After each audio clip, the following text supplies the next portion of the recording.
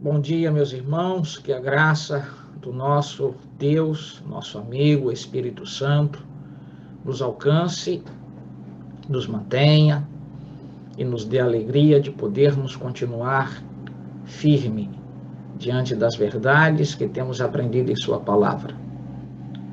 Você deve estar achando estranho, minha voz está bastante distinta. É que ontem eu falei um bocado, e aí as cordas vocais terminam não suportando. Mas acho que ainda dá para a gente continuar se comunicando e entendendo, pelo menos entendendo a minha voz, né? E sorte que neste momento, mas esta manhã que Deus nos dá, sejam todos mais uma vez bem-vindos. Vamos pedir à pessoa que está responsável para nos apresentar diante de Deus em oração, e em seguida a gente retoma o estudo da palavra de Deus no livro de Mateus, no capítulo 3. A ênfase nesta manhã será analisarmos com profundidade o batismo de Jesus e a consequência deste ato para todos nós. Bom dia a todos. Oremos. Santo Deus, Pai querido que está no céu, obrigado, Senhor. Nós só podemos te agradecer, Senhor, por tua bondade, pelo teu amor, pela tua misericórdia para conosco. Mesmo imerecedor, Pai, o Senhor nos proporciona momentos tão importantes, Pai, como o que vivemos ontem, vivenciamos ontem, e o que estamos vivenciando agora, Pai. As primeiras horas também desse início de mais um dia, Pai, do primeiro dia. E nós te louvamos, Senhor, e te agradecemos por tudo que o Senhor tem feito na nossa vida.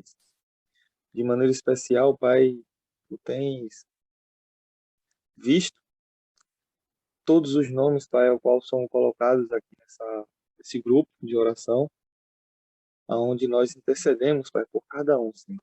Amém. A tua bênção, ou a tua mão, Pai, restauradora, Pai, sobre Amém. dessas pessoas, Pai, que a tua vontade se cumpra na vida de cada um. Amém.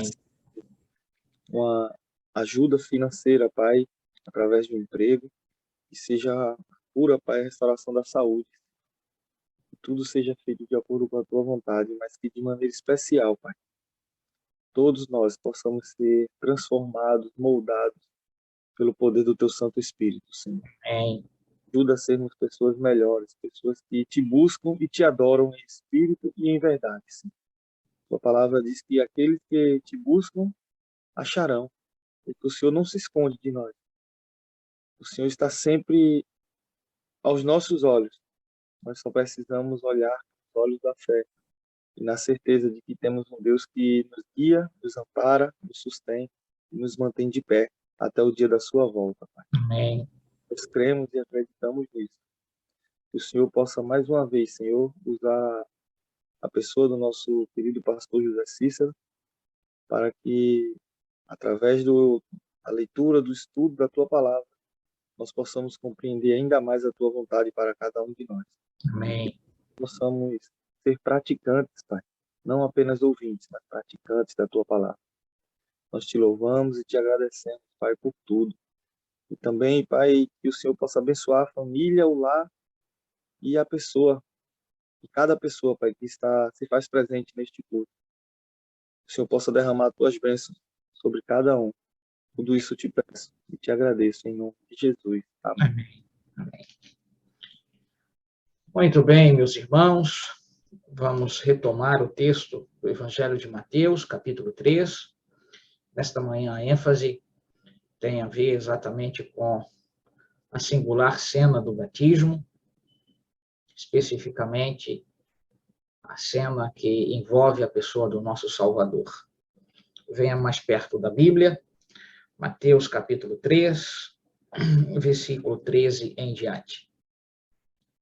Por esse tempo, dirigiu-se Jesus da Galileia para o Jordão, a fim de que João o batizasse.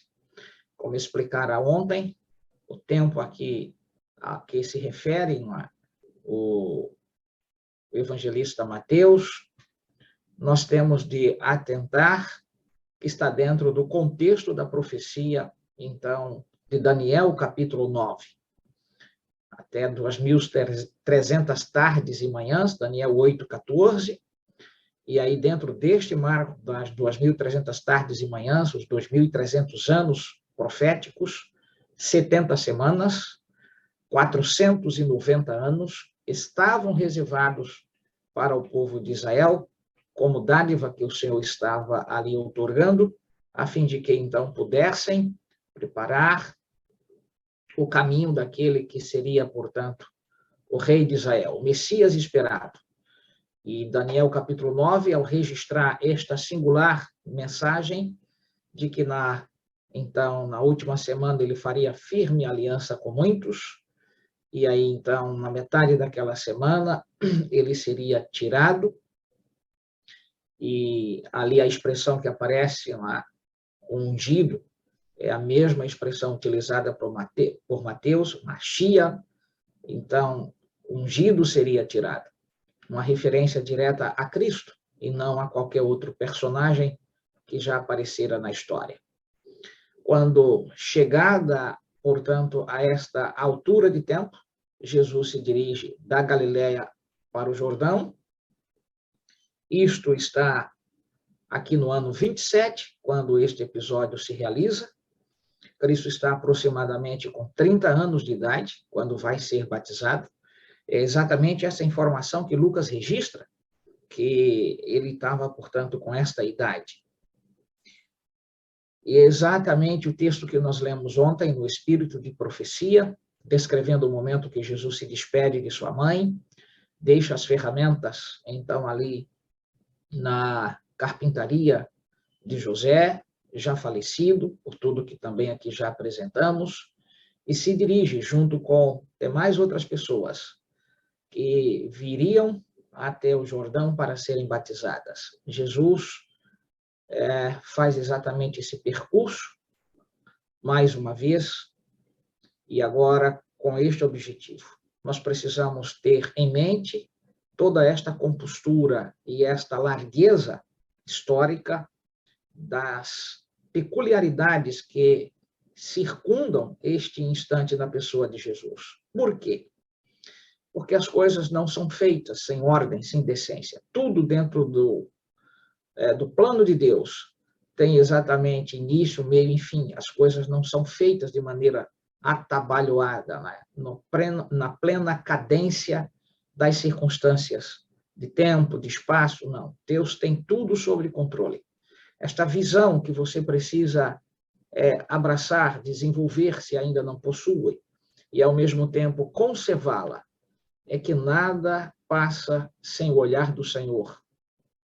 E tudo está sobre as suas mãos. Isso deveria despertar em nós mais confiança, mais fé, de que Deus sabe o que você está passando, as dificuldades que você está enfrentando.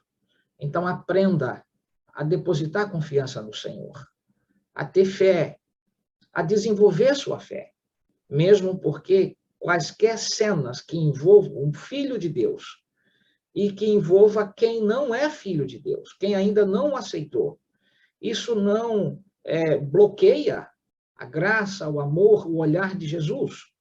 Nós temos de atentar que ele é Senhor sobre todas as coisas. Talvez, às vezes, esses discursos feitos, mas não ainda apreendido pela alma, têm gerado a frieza no coração de muitos irmãos. Mas ao olhar de maneira, então, própria, adequada, acuidada, esse aspecto aqui de Mateus, a gente, então, começa a se aperceber por detalhes, né? Como Deus vem conduzindo toda a história da raça humana. E isso talvez sirva para um futuro próximo, e que ninguém poderá ter desculpas que não tiver a chance, a oportunidade, a informação necessária, que não tinha conhecimento, isto ninguém poderá apresentar. Aliás, abrindo aqui um parêntese, durante o período dos 1000 anos de juízo comprobatório, como se usa na teologia essa expressão,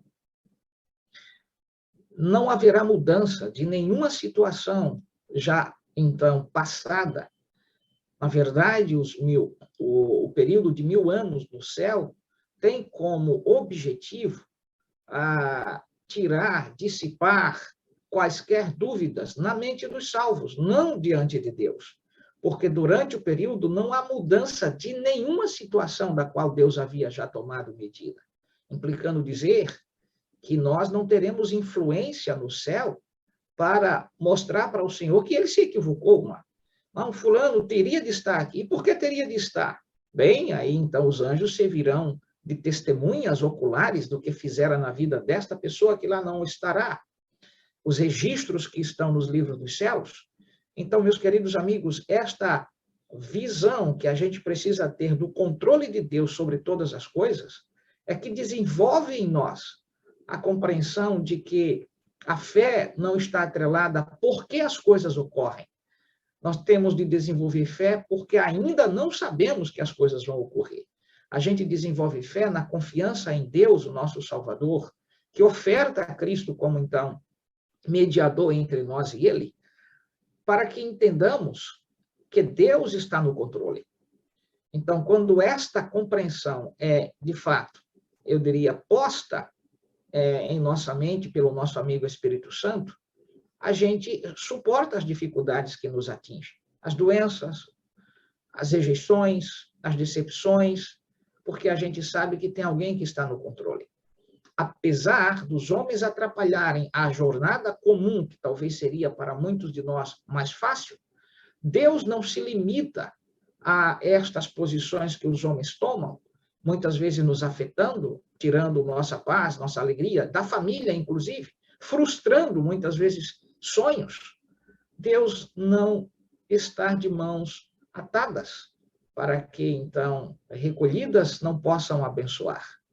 A gente tem de atentar que o Senhor é o Senhor do tempo, é o Senhor da igreja, é o Senhor sobre todo o universo. E neste ponto em particular, quando você começa vinculando essas questões, entende-se, portanto, que o Senhor está no controle de tudo. Fecho parêntese, porque isso era necessário te dizer. Logo, nós temos agora o momento solene que Jesus chega ao Jordão. E o verso 14 nos diz que ele, porém, o dissuadia. Quem dissuadia a quem? João dissuadia, tentava influenciar Jesus para não ser batizado. E, ao mesmo tempo, apelando para que ele, João, é que pudesse ser batizado por Jesus. Mas o que fica evidente é que Jesus nunca realizou uma cena de batismo. Nunca. Nós não temos um episódio bíblico que registre, portanto, que ele fazia esta situação. Ou melhor, ministrava, né, esse rito. Ele, então, deixou ao encargo da igreja que ele instituiu, os seus apóstolos, mas ele mesmo não realizou nenhuma cena de batismo. E aí, quando João tenta colocar-se entre a cena que Cristo viera participar e ele, João Batista, como um instrumento de Deus para fazê-lo, João, então, se vê indigno. E por que se vê indigno?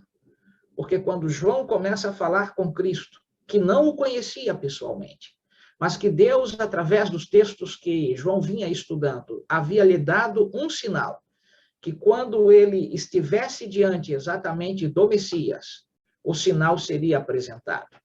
E o sinal é retratado por Ellen White, aonde deixa claro de que quando João começa, portanto, aqui a dialogar com este que ele desconhecia, que nunca tinha visto, de acordo com o texto de Lucas, não conheciam um ao outro, é claro, do ponto de vista de Jesus no olhar humano, porque Cristo sabia todas as coisas a todo o tempo. Então, o que fica evidente é que algo destacou-se em Cristo que João, então, quedou. E este algo é paralelo ao que acontecera com Moisés, quando desceu do monte, com seu rosto iluminado, e que as pessoas não podiam fitar os olhos no rosto de Moisés, a ponto de ser velado para poder, então, se comunicar com o povo, em razão de ter tido encontro direto com Deus.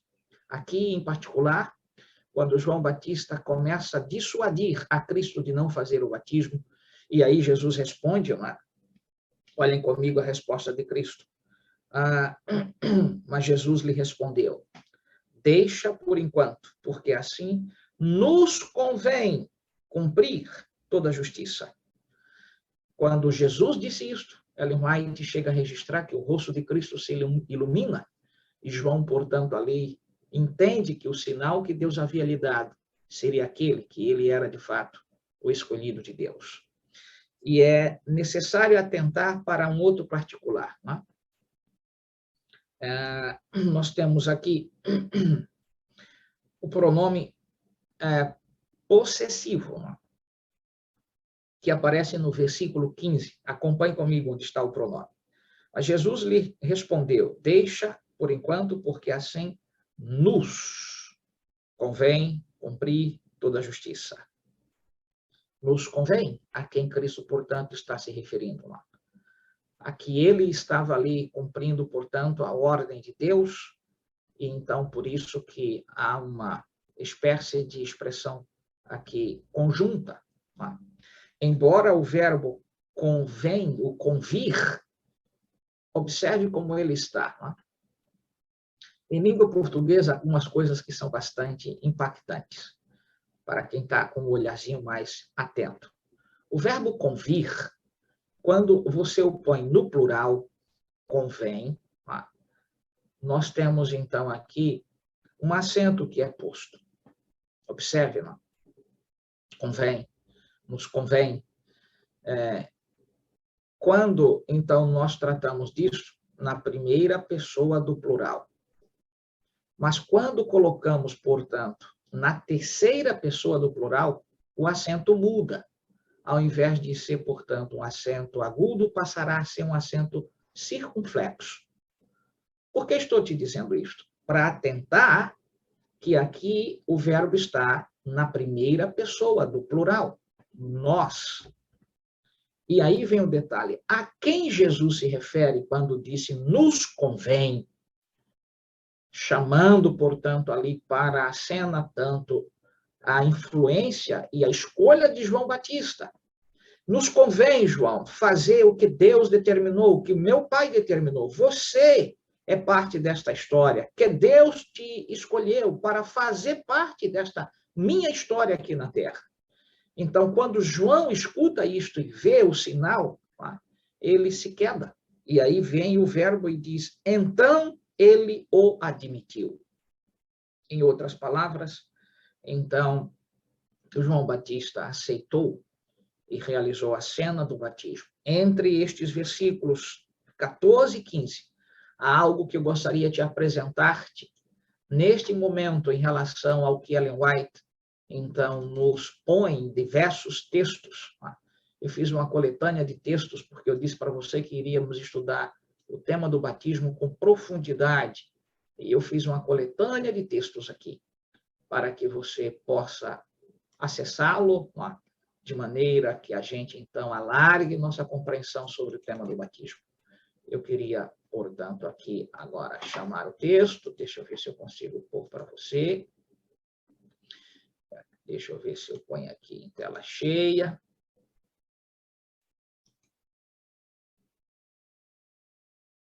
Não está ainda aí para você em tela cheia.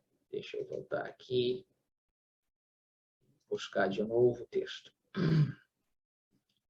Vamos ver aqui se vai.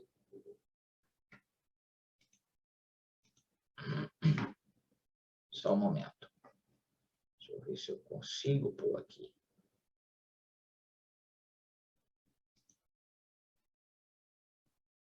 Não sei a razão. Vamos ver.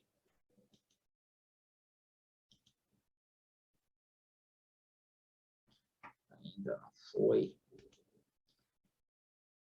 Bem, enquanto eu estou tentando aqui, deixa eu ir me comunicando com vocês, pedindo a Deus, portanto, que nos dê a graça de sempre permanecermos fiéis. Não esqueçam destas verdades solenes do Senhor Jesus por todos nós, a fim de que tenhamos condições de viver sem ter do que nos envergonhar. Então, firmeza nas verdades do Evangelho. Certamente agora está em tela cheia. Porque, para mim, há uma afirmação aqui que sim. Muito bem. Eu vou avançar aqui nesse texto, porque não é este que eu quero.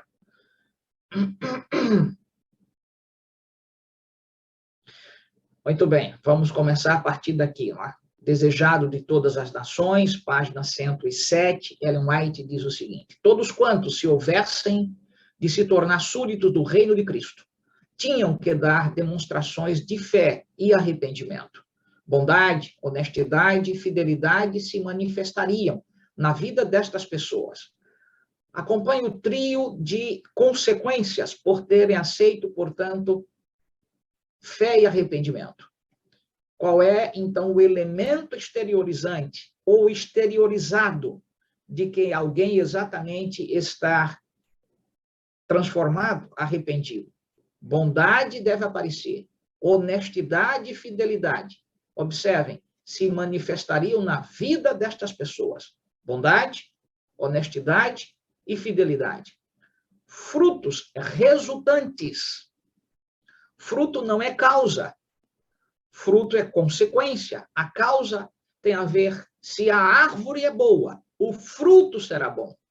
Portanto, qual é a árvore que é boa? A aceitação da verdade, do arrependimento. Esta é a árvore, esta é a fundamentação, esta é a causa e a consequência disso tudo. É uma vida que exterioriza o fruto. Bondade, honestidade, fidelidade. Isto se manifestaria, ou estas coisas manifestar-se-iam, então, na vida destas pessoas transformadas. Ajudariam os necessitados, ou seja, teria sensibilidade, levariam a Deus suas ofertas, seriam fiéis, dízimos, ofertas. O que está sendo dito para você aqui, meu querido amigo, é algo muito solene. Alguém que diz que segue a Jesus, contudo, não tem o fruto resultante da causa primária, que foi, então, a fé e o arrependimento, que agora gera uma vida transformada, com a bondade, com a honestidade, com a fidelidade e com um comprometimento de levar a Cristo aquilo que de fato lhe pertence. Pessoas que seriam, portanto, aqui ajudadas, os necessitados seriam vistos, conduzir-se-iam pessoas a Cristo, as ofertas seriam levadas ao nosso Deus, defenderiam os desamparados, aplicação da justiça, justiça, o que a gente chama, portanto, prática, justiça natural. Não há como entender que alguém que tenha Cristo veja pessoas sendo maltratadas por falta de aplicação de justiça social e viver como que estivéssemos alheios a tudo isto. Isso não caracteriza quem está de fato arrependido. Quem está arrependido sente a alma ardendo quando você vê alguém sendo maltratado porque lhes falta o amparo, a segurança. Dando exemplo da virtude e compaixão. Assim, os seguidores de Cristo darão provas do poder transformador do Espírito Santo. Que texto, não? Profundíssimo. Na verdade, quando alguém diz, eu aceitei Jesus como meu salvador pessoal, o discurso é fácil fazê-lo. A questão é que quando nós, de fato, temos essa transformação, os frutos vão aparecendo. Não? E aqui não tem a ver com o fruto singular da obra do Espírito Santo ali expressa por Paulo. Nós estamos aqui a dialogar, a expor, de que as pessoas que realmente foram transformadas têm estas características, meus queridos amigos. Bondade, honestidade, fidelidade. Elas, então, se manifestam em defesa de pessoas, elas, então, ajudam os necessitados, elas levam a Deus, portanto, as suas ofertas, elas, então, defendem o desamparado, elas dão exemplo de virtude e compaixão. E Ellen White conclui dizendo, assim os seguidores de Cristo darão provas do poder transformador do Espírito Santo. Revelar-se-ão na vida diária justiça, misericórdia, amor de Deus. Do contrário, são como palha que se lança ao fogo. Meu querido amigo e irmão, se estas características não fazem parte de sua vida, eu te apelo com muita veemência nesta manhã. Busque o amigo Espírito Santo. Peça-lhe perdão. peça-lhe que interceda por você. Peça para que este fruto de sua bondade, de sua sensibilidade, do seu amor, seja introjetado em sua vida. Para que, de fato, você possa ter convicção de que é uma pessoa transformada, arrependida. Quando você torce pela maldade, pelo sofrimento, pela crise, pela desordem, você não entendeu que você está em risco de sua própria salvação. Porque quem, de fato, é tocado pelo Espírito de Deus, não comunga dessas ideias. Agora, não confunda o que eu não estou dizendo. Justiça não é sinônimo, portanto, de submissão a qualquer tipo de tratamento. Pelo contrário, isto está em contramão àquilo que a justiça requer. A justiça requer, portanto, eu não estou falando de justiça jurídica, não estou falando de justiça forense, eu estou falando da justiça em Deus. A justiça em Deus também tem correção, também tem punição, justiça retributiva, justiça punitiva, quando diante de atos, de apelos de Deus, as pessoas não se submetem, o Senhor aplicará, então, juízo. Então, quem é justo não se confunde com ser bobo, de alguém que invade o teu território, que invade os teus pertences, e você, então, agora não, por ser cristão, não busca os seus direitos. Não é isto que está sendo ensinado pelo Espírito de Deus. O Espírito de Deus nos comove a ter sensibilidade, mas não nos comove a sermos bobos.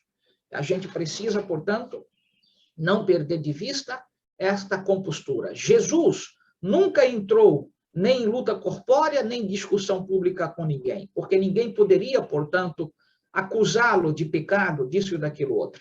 Não obstante, ele foi firme quando deveria ter sido, em razão daqueles que fizeram da casa dele um covil, portanto, de salteadores e de vendagem. Nós não podemos perder de vista esta compostura de Jesus.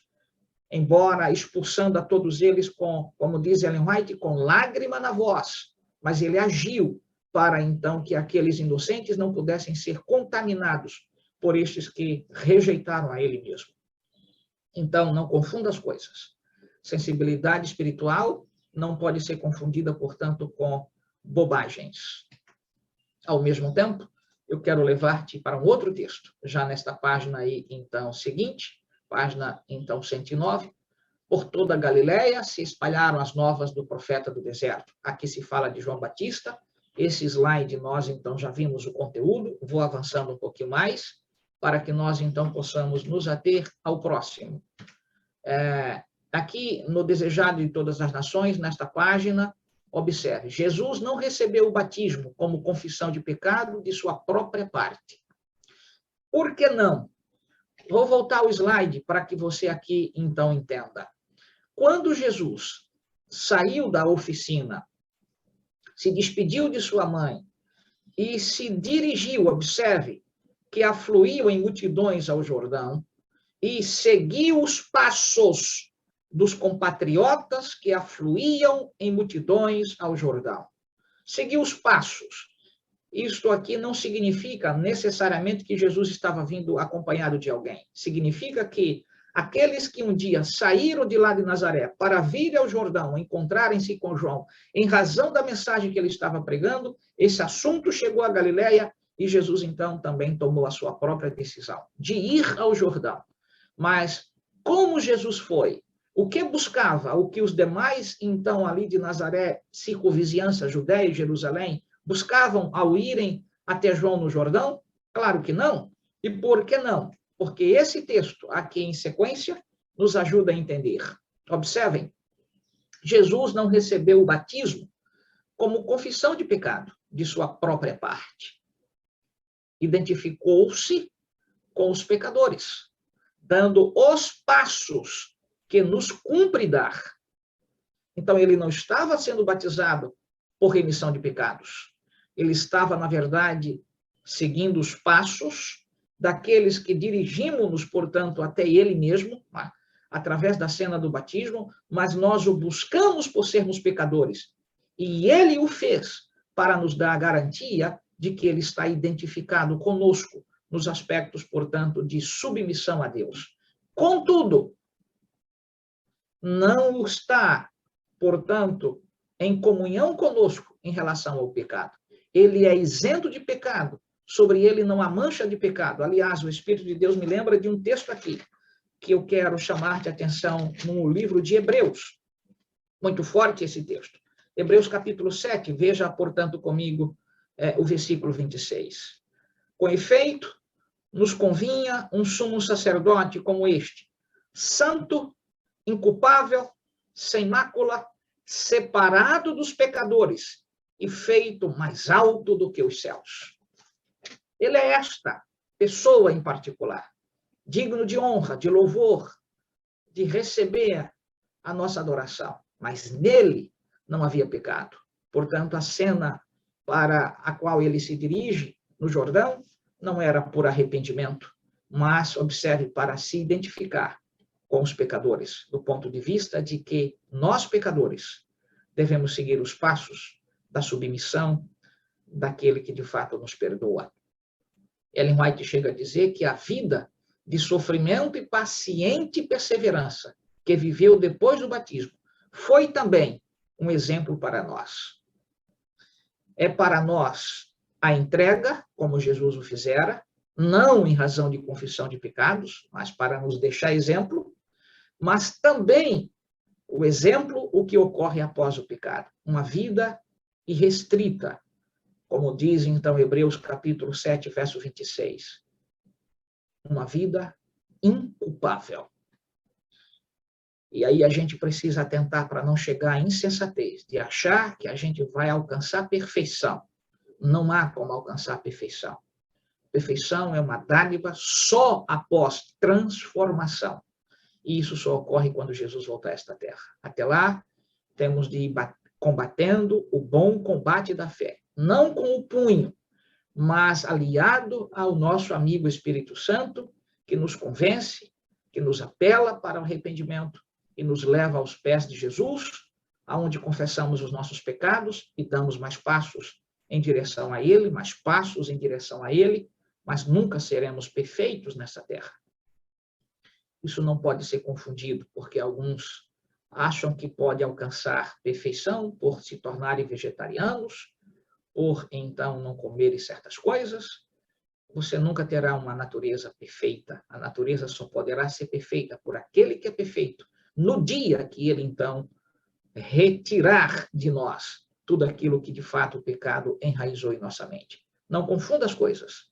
Natureza pecaminosa sempre vai estar, até o dia, como diz Paulo lá em 1 Coríntios, capítulo 15, que Jesus voltar a essa terra e no ato de sua grande misericórdia, transformar esse corpo corruptível em um corpo incorruptível.